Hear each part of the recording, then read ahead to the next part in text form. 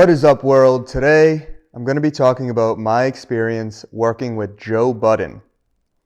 This is the 4th episode of the Showcase Podcast. Make sure you follow me on Instagram at Andrew Corapi, ANDREWCORAPI. Make sure you follow Showcase Podcast at Showcase Podcast. Now let's get into it. So, I started working with Joe Budden. I worked with him twice. First time was in, I believe, 2014 or 15. And then the second time was, I believe, 2 years later in about 2016 or 2017. So I worked with them twice, once in Providence, Rhode Island, and once in Boston, Mass. So the show in Providence is where I have a funny story. See, I was about 20 years old, potentially 21. I might have been 21 by this show, I'm not sure. But basically, I wasn't supposed to get Joe hotel rooms. Joe was supposed to get his own hotel rooms. I personally like to do deals where it's all in. So, I'd rather pay Joe $5,000 all in to just come to the event and everything, and he leaves. And I don't have to get hotels because I don't like doing that. And when you get hotels, one thing I learned, and I learned it from what I'm about to tell you, is that if they smoke in the hotel or damage the hotel and it's on your credit card, you're getting charged. So I'm about to tell you how Joe Budden fucked me over.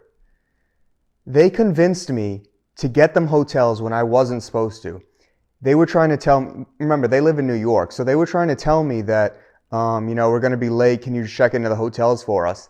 Little did I know that me doing them a little favor, just checking into the hotels for them, was really a way for the hotels to be on my card. That was their way of doing it. And anyone that's a promoter hearing this, please remember I'm saying this because they will try to do this to you. Any artist will try to do this to you and take advantage any way they can. Not even artists, any booking agent, etc. So I was like, yeah, I'll check into the hotels for you even though it's going to take like a fucking hour and it's going to be on my credit card and all this shit and I'm like 20 or like 21. So I drive an hour.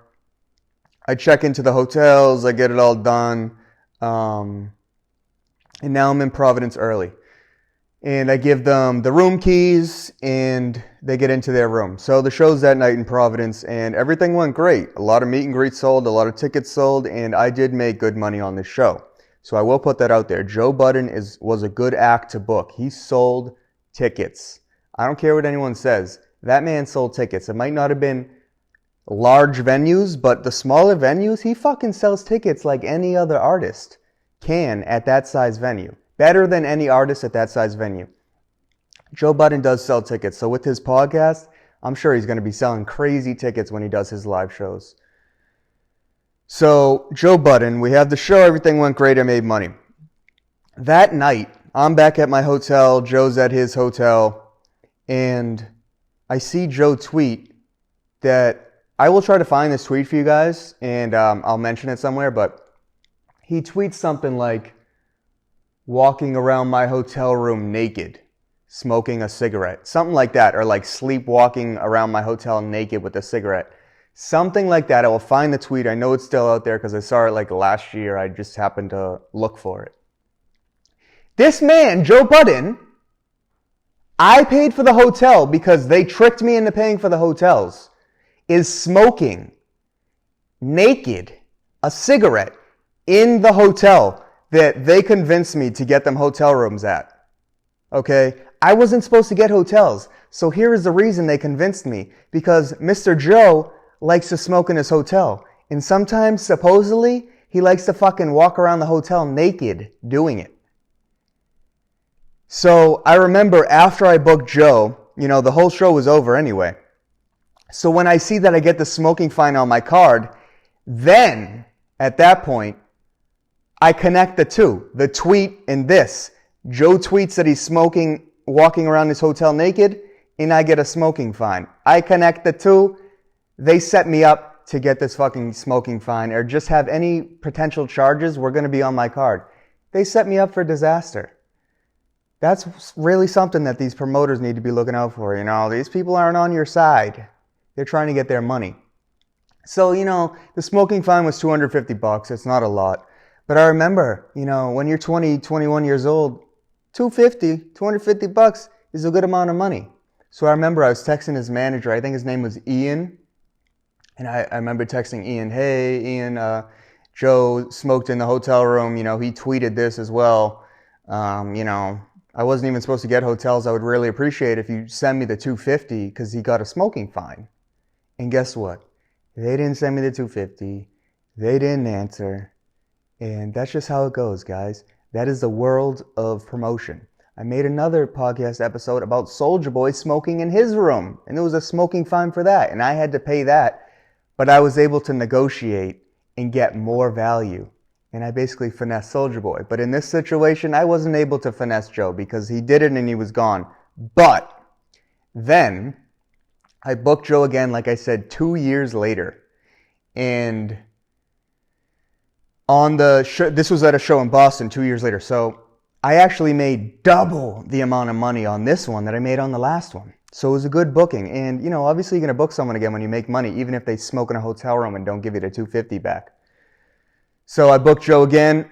Everything went great. Sold a shitload of tickets, sold a shitload of meet and greets. Went smoothly. Joe was easy to work with. And luckily, I didn't get the hotel rooms this time. You know why? Because I learned my lesson. So, what else happened? That's about it with Joe Budden. He was pretty easy to work with other than, you know, walking around your hotel room naked smoking a cigarette. So Joe Budden, listen, man, you still owe me $250. I know your podcast is raking it in right now. So I'd really appreciate if you can give me $250. Maybe I can get another mic or something like that. Maybe a new camera. But you do owe me $250. So just let me know. If you do start rapping again, I'm totally interested in booking you. I fuck with you. But I'm not getting hotels. But anyway, guys, that's my experience working with Joe Budden. There wasn't much to this one other than that funny story about him smoking the cigarette, walking around his hotel naked. So I'll try to find that tweet where he literally says he's doing it, admits to doing it. And I don't think I'm going to be able to find that bank charge from when I got that. So, you know, not that I need to show you proof, but it is pretty fucking funny. So, yeah. Anyways, guys, if you're an artist, by the way, make sure you sign up for Showcase Music Group, our new artist development company, because we're trying to help a lot of artists. We're doing giveaways every month. Right now, we're giving away a 10-city tour to an artist. So after this month, an artist is going to be going on a 10-city tour, an upcoming artist. So go to showcasemusicgroup.com and sign up if you're interested in artist development. That's what all artists need. They don't need a manager. They need to develop as an artist first and then get a manager. So any upcoming artists, please go to showcasemusicgroup.com. Also, if you're interested in going on tour and not winning one, you know, then go to theshowcasetour.com, and soon we will have a pre-sale going on where you can reserve a spot on our next tour at a very low price. And it'll have great margins for the artists to make some money.